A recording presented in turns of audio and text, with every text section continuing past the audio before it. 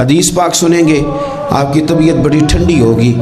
میرے نبی پاک صلی اللہ تعالیٰ علیہ وسلم نے ارشاد فرماتے ہیں کہ جو بندہ سوال سے بچنا چاہے گا، ارادہ کرے گا اللہ میں نے کسی سے نہیں مانگنا، فرمایا جو سوال سے بچنا چاہے گا رب اسے سوال سے بچا لے گا۔ اور جو لوگوں سے بے نیاز ہونا چاہے گا، کہے گا یا اللہ مجھے دنیا داروں کا محتاج نہ بناؤ، اپنی بارگاہ سے عطا فرما۔ جو لوگوں سے بے نیاز ہونا چاہے گا اللہ لوگوں سے بے نیاز کر دے گا۔ اور فرمایا جو صبر کا ارادہ کرے گا اللہ اسے صبر کی توفیق بھی عطا فرما دے گا۔ ارادہ تو کرے، پروگرام تو بنائے، توفیق تو اللہ دے گا۔ جو صبر کا ارادہ کرے گا اللہ صبر کی توفیق بھی عطا کر دے گا۔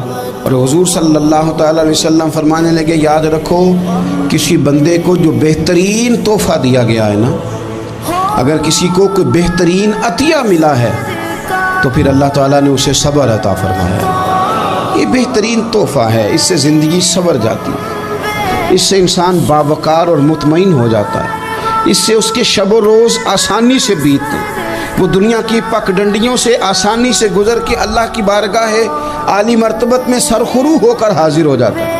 لیکن اگر بے حوصلہ ہو، صبر نہ ہو، پھر نقصان روز بروز بڑھتا ہے۔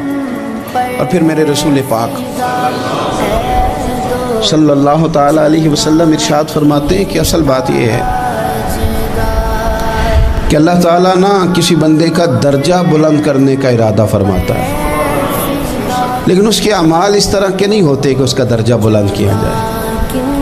اب رب کیا کرتا ہے، اللہ تعالیٰ اس کو مال کی، جان کی، اولاد کی کسی مشکل میں ڈال دیتا ہے۔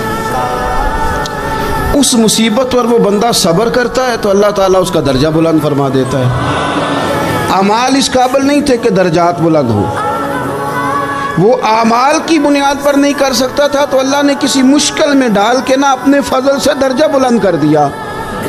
اب جو راہ طریقت کا مسافر تھا، جو سلوک کی منازل طے کر رہا تھا، جو اللہ رسول کے قریب جانے چاہ رہا تھا، اس کے لیے کتنی آسانی ہو گئی کہ مجاہدہ تو زیادہ نہ کر سکا، کثرت سے نفلی صوم و صلات کا بندوبست تو نہ کر سکا، تھوڑا سا صبر کیا، رب نے اپنا اور اپنے محبوب کا قرب عطا فرما دیا۔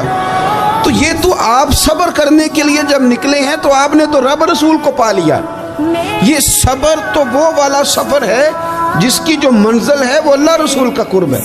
ہم لوگ تھوڑی تھوڑی باتوں میں حوصلہ ہار جاتے ہیں، صبر چھوڑ جاتے ہیں، پریشانی بڑھ جاتی ہے، پتہ نہیں ایسے محسوس ہوتا ہے کہ جیسے یہی بندہ دنیا کا سب سے دکھی بندہ ہے۔